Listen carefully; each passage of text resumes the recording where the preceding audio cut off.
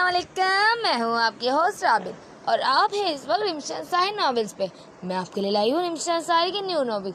तब तक जिस लोगों ने चैनल को सब्सक्राइब नहीं किया है वो चैनल को सब्सक्राइब कीजिए, लाइक शेयर कमेंट लाजमी कीजिएगा और हाँ बेल आइकन प्रेस करना ना भूलें ताकि आपको हमारे आने वाली वीडियो की सारी नोटिफिकेशन बआसानी मिल सके। और वीडियो के आखिर में अपने रिव्यू लाजमी दीजिएगा क्योंकि आपके रिव्यू और कमेंट्स देख के ही हम लोग रेगुलर एपिसोड लेकर आएंगे। तो यह है दीवाना मौसम की किस्त number 14। I am sorry mister Khanzada, हम आपके बच्चे को नहीं बचा पाए। जहर का असर फ़ौरन बच्चे पर हो गया था।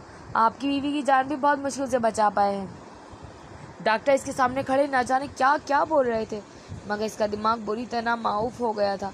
इसका बच्चा अब नहीं रहा था, वो बच्चा जिससे दुनिया में से आने से पहले ही इसे इतनी अनसियत हो गई थी। वो बारान खान जो किसी के आगे कमज़ोर नहीं पड़ता। इससे लगा जैसे इसका वजूद किरची किरची हो गया हो। इसने जब से मुठ्ठियाँ बीची और हॉस्पिटल के हदूद से वॉक आउट कर गया। डॉक्टर की बात सुन के अपनी जगह पर साख तो जाम खड़ी रोशनी ने इसे जाता देख कई आवाज़ें दी थी, मगर वो नहीं रुका था। रोशनी का ज़मीर इसे बुरी तरह से जोड़ रहा था। सिला के बच्चे के कातिल वो थी, इसमें कोई शक नहीं था, लेकिन ये सब इसने जानबूझकर नहीं किया था। इसकी आंखों से आंसू निकल इसके रुखसार को भिगोने लगे, मगर अब इसमें इतनी भी हिम्मत नहीं थी कि अपने आंसू ही साफ कर ले। इसने ज़िंदगी में पहली बार खुद को इतना बेबस महसूस किया था। एक तरफ निहाल ने इससे मुंह मोड़ लिया था, दूसरी तरफ इसकी वजह से सिला का इतना बड़ा नुकसान हो गया था। वो बिल्कुल सुन्न होकर रह गई थी। अगले दिन रोशनी सिला को हवेली ले आई थी। बरहान ने पलट कर सिला की खैरियत भी दरियाफ्त नहीं की थी। रोशनी जानती थी अब इस पर इल्ज़ाम लाजमी आएगा, क्योंकि सिला ने रोशनी के हाथ से लेकर दूध पिया था। लेकिन हवेली आके रोशनी सख्त हैरान रह गई। सबका रवैया रोशनी के साथ नॉर्मल था, शायद किसी को भी ये नहीं पता चला था इस सब के पीछे रोशनी का हाथ था। सिला को तो इस हादसे के बाद सदमा सा लग गया था। इसने अभी तक मुंह से एक लफ्ज़ भी ना बोला था। सिला अपने कमरे में ही गुमसुम बैठी थी जब बरहान खान अचानक से कमरे का दरवाज़ा धड़ाम से खोलकर अंदर दाखिल हुआ। इसका चेहरा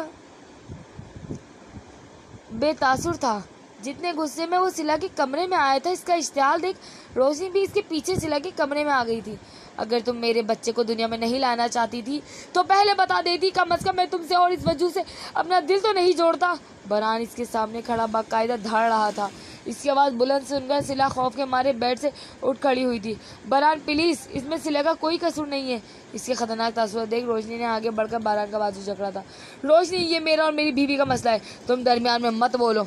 बरहान ने झटके से रोशनी के हाथ से अपना बाजू छुड़वाया तो रोशनी लड़खड़ा के 2 कदम पीछे हुई और सख्ते की कैफियत में बरहान की शक्ल देखने लगी।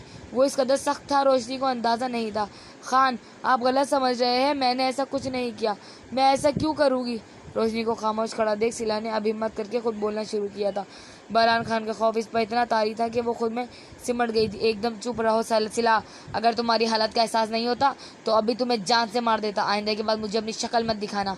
बरहान खान ने सख्ती से इसे घूरा था। मैंने जानबूझ के अपने बच्चे को नहीं मारा खान, मुझे नहीं पता सब कैसे हुआ, प्लीज़ मेरे साथ ऐसा ना करें। सिला ने अब बाकायदा बरहान खान के आगे अपने हाथ जोड़ दिए थे। डॉक्टर ने कहा है तुमने जहर पिया है। बीजान कह रही है तुमने इनके सामने दूध पिया था। आखिर ये सब मामला क्या है? सिला, तुम अपनी जान लेना चाहती थी या बीजान की? तुम खुद अपने हाथ से बीजान को दूध देती हो ना। शाम में फिर किसी और का नाम भी नहीं ले सकता मैं। अगर दूध में पहले से कुछ मसला होता तो सारे घर वालों ने इसकी चाय पी है, इन्हें भी नुकसान पहुंचना चाहिए था। बरहान खान अब गहरी संजीदगी से पूछने लगा। इसकी बात सुन कर सिला ने चौंक कर रोशनी की जानिब देखा, जिसके चेहरे के रंग उड़े हुए थे। सिला बरहान को बताना चाहती थी कि वो दूध का गिलास इसलिए रोशनी ने दिया था, लेकिन न जाने इसके दिल में ऐसी क्या आई कि वो कुछ बोल ना सकी। जवाब दो सिला, हकीकत क्या है? मुझे कुछ समझ नहीं आ रहा। खैर, ये सब तुमसे बीजान पूछ लेगी। मैं बस तुमसे ये बोलने आया था कि तुमने मेरे साथ बिल्कुल अच्छा नहीं किया। सिला, माफ़ नहीं करूँगा कभी तुम्हें। वो सर्दपन से कहकर कमरे से निकल चुका था।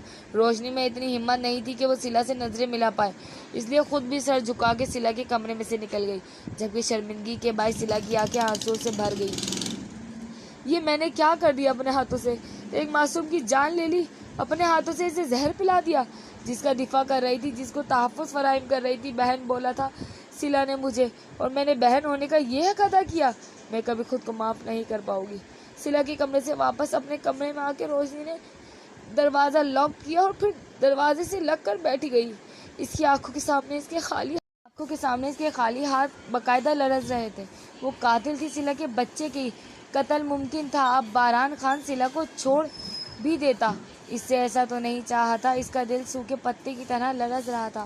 وہ رو رہی تھی، سسک کر رو رہی تھی، آنکھوں کی چمک بدھم پڑ گئی تھی، جبکہ دل مانو چھنی ہو گیا تھا۔ بی جان صلہ کی محسن تھی، انجانے میں ہی، لیکن صلہ نے اپنا حق ادا کر دیا تھا۔ اس نے اپنے بچے کو کھو کے بی جان کی جان بچا لی تھی۔ رات ہوتے ہی بی جان اس کے کمرے میں چلی آئی۔ وہ بت کی طرح بیڈ پر ساکھ بیٹھی تھی۔ اس کی یہ حالت دیکھ بی جان کو بہت تکلیف ہوئی تھی۔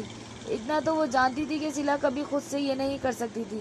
بی جان کے دل میں کئی اندیشے تھے اور اسی سلسلے میں بات کرنے کے لیے وہ صلہ کے پاس آئی تھی، ورنہ تو سبین اور عالیہ نے بی جان کے سامنے صلہ کو برا بھلا کہہ کر بی جان کا دماغ خراب کر دیا تھا۔ صلہ کیسی طبیعت ہے بچے؟ بی جان اس کے سرہانے بیٹھ کر نرمی سے اختصار کرنے لگی۔ بی جان، کیا آپ کو بھی لگتا ہے میں نے جان بوجھ کر اپنے بچے کو مارا ہے؟ صلہ نے خالی ویران آنکھوں سے بی جان کا چہرہ دیکھا تھا۔ اس کی بات سن کر بی جان مزید دکھی ہو گئی۔ نہیں، مجھے پتا ہے میری بیٹی ایسی نہیں ہے۔ بی جان نے شفقت سے صلہ کے سر پر ہاتھ پھیرا تھا۔ صلہ، اس دودھ کے گلاس میں کیا تھا جو تم میرے لیے لے کر آئی تھی؟ بی جان تجسس سے پوچھنے لگی۔ بی جان کی بات سن کر صلہ نے سستی سے گردن جھکا لی۔ بتاؤ صلہ، تم مجھ سے کیا چھپا رہی ہو؟ بی جان کی تشویش اب بڑھ گئی تھی۔ بی جان، پہلے وعدہ کرے آپ یہ بات کسی کو نہیں بتائے گی اور روشنی آپی کو بھی کچھ نہیں بولے گی۔ صلہ نے بڑی امید سے بی جان کا ہاتھ تھاما تھا۔ صلہ کے منہ سے روشنی کا نام سن کر بی جان کو اندازہ ہو گیا تھا کہ جو وہ سوچ رہی تھی وہ کئی حد تک درست تھا۔ بی جان محض اتنا ہی بول سکی، وعدہ۔ بی جان محض اتنا ہی بول سکی، بی جان، وہ دودھ کا گلاس مجھے روشنی آپی نے دیا تھا آپ کو دینے کے لیے۔ مجھے نہیں پتا تھا اس میں کیا ہے، ورنہ میں خود بھی نہیں پیتی اور نہ آپ کو پینے دیتی۔ بالا آخر صلہ نے سارا سچ بی جان کو بتا ہی دیا تھا۔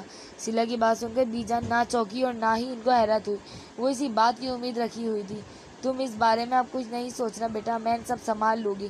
باران تم پہ سخت خفا ہے، اس کی ناراضگی دور کرنے کی کوشش کرو، ٹھیک ہے؟ بی جان اس کے بالوں پر پیار سے ہاتھ پھیر کر کچھ سوچتی ہوئی صلہ کے کمرے سے نکل گئی تھی۔ روشنی نے وہ دودھ کا گلاس میرے لیے بھیجا تھا۔ اس کا مقصد ہے کہ وہ صلہ کو نہیں بلکہ مجھے نقصان پہنچانا چاہتی تھی۔ اگر اسے صلہ کو ہی نقصان پہنچانا ہوتا تو وہ پہلی فرصت میں اسے ہاسپٹل نہیں لے کر جاتی۔ لیکن روشنی مجھے کیوں مارنا چاہتی ہے؟ مجھے مار کر اسے کیا حاصل ہوگا؟ کیا عالیہ ٹھیک کہہ رہی تھی؟ اس کی اور سبین کی حالت کے پیچھے بھی روشنی کا ہاتھ ہے؟ اپنے کمرے میں آ کے بی جان بیڈ پر بیٹھی ساری باتیں سوچنے لگی۔ ہر بات ان کے سمجھ میں آ گئی تھی، لیکن ابھی تک وہ سمجھ نہیں پائی تھی کہ روشنی ایسا کیوں کر رہی تھی۔ اس شکل سے تو ہرگز ایسی نہیں دکھتی تھی جس طرح کی وہ حرکتیں کر رہی تھی۔ بی جان فوری طور پر کوئی ایکشن بھی نہیں لے سکتی تھی۔ وہ جانتی تھی روشنی برہان کو کس قدر عزیز ہے۔ بغیر کسی ثبوت کے اگر وہ روشنی سے اس سب کے بارے میں پوچھے گی تو برہان کبھی نہیں مانے گا۔ بی جان کو اب بہت سوچ سمجھ کر کوئی قدم اٹھانا تھا، لیکن جو بھی تھا، اس واقعے کے بعد بی جان روشنی کی طرف سے بہت محتاط ہو گئی تھی۔ وہ سگریٹ ہونٹوں سے لگائے اپنے کمرے کی کھڑکی کے پاس آیا تو لان میں نظر پڑتے ہی چہرے کے تاثرات نرم پڑ گئے۔ روشنی پھولوں کے پاس گمسم کھڑی تھی۔ اسے دیکھتے ہی برہان کو اپنا دوپہر والا رویہ یاد آیا تو وہ شرمندہ ہو گیا۔ اسے روشنی سے اس لہجے میں بات نہیں کرنا چاہیے تھی۔ وہ اس سب کی عادی نہیں تھی۔ برہان کو محسوس ہوا تھا جب سے روشنی حویلی آئی تھی ان دونوں کے درمیان کافی فاصلے پیدا ہو گئے تھے۔ ایسا لگتا ہی نہیں تھا کہ وہ دونوں ایک دوسرے سے محبت کرتے ہیں۔ یہی سوچتے ہوئے برہان روشنی سے معذرت کرنے کے غرض سے اپنے کمرے سے نکل کر نیچے کی طرف لپک گیا۔ کچھ دیر بعد وہ لان میں روشنی کے سامنے کھڑا تھا۔ برہان خان کو دیکھ کر روشنی چونک گئی تھی، جبکہ اس سے زیادہ وہ خود چونک گیا تھا اس کی سرخ متروم آنکھیں دیکھ کے۔ شاید وہ بہت روئی تھی۔ برہان خان نے آج تک روشنی کو اس حالت میں نہیں دیکھا تھا۔ ایک دن میں ہی اس کا خوبصورت چہرہ بے رونق ہو گیا تھا۔ ضمیر سے بھی بڑی کوئی چیز ہوتی انسان کو اس کا گناہ یاد دلانے اور شرمسار کرنے کے لیے۔ روشنی کے ساتھ بھی کچھ ایسا ہی معاملہ تھا۔ اس کا ضمیر مسلسل اسے جھنجھوڑ رہا تھا۔ وہ یہ بات کسی کو بتا بھی نہیں سکتی تھی، اس وجہ سے دل میں سوچ سوچ کر گھٹ رہی تھی۔ کیا ہوا روشنی، تم روئی ہو؟ برہان خان ایک دم ہی پریشان ہو کے اس کے قریب گیا تو روشنی نے شکوہ کن نظروں سے اس کی آنکھوں میں دیکھا اور پھر 2 قدم پیچھے لیے اس سے دور ہو گئی۔ نہیں، بس ایسی ماما بابا کی یاد آ گئی تھی۔ رونے کی وجہ سے اس کا لہجہ بھی کافی بھاری ہو رہا تھا۔ کوئی بات ہے تو مجھے بتاؤ روشنی، کافی دنوں سے نوٹ کر رہا ہوں تم کچھ پریشان اور خاموشی ہو۔ اب مجھ سے فون پر بھی بات نہیں کرتی ہو، سامنے بھی کھچی کھچی رہتی ہو۔